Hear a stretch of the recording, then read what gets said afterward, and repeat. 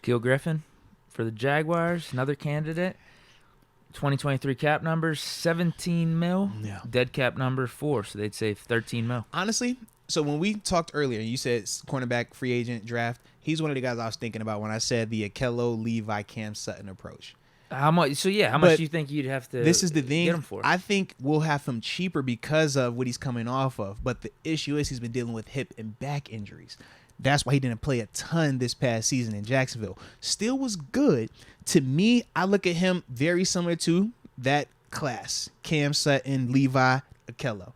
Super smart, can play zone, could play man, he's physical, not the over-the-top athlete, not over-the-top with size and stuff like that. But when you talk about a really good player, like a player that you win with, that's him. So he's one of those guys I potentially thought of. I just need the medical to check out. When you talk about hips and backs, corners, and him missing as much time as he did, that kind of makes me hesitant.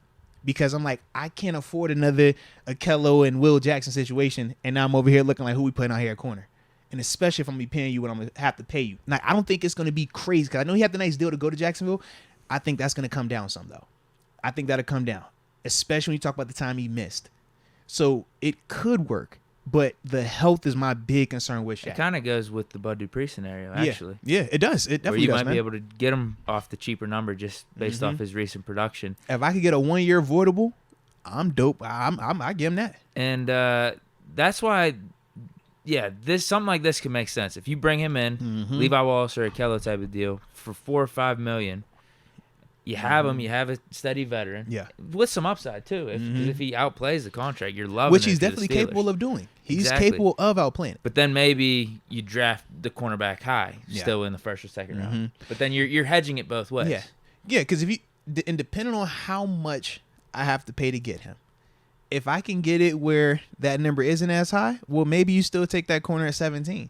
But if that number is a little bit higher and we're banking on him being a little bit more of an impact player, well, maybe I wait till 32. Sure. Or maybe I go and get it at 49. You know what I mean? Like maybe it's that type of dynamic. But it would really just depend on the money. But the health is my big question with him right now just because of how much time he missed.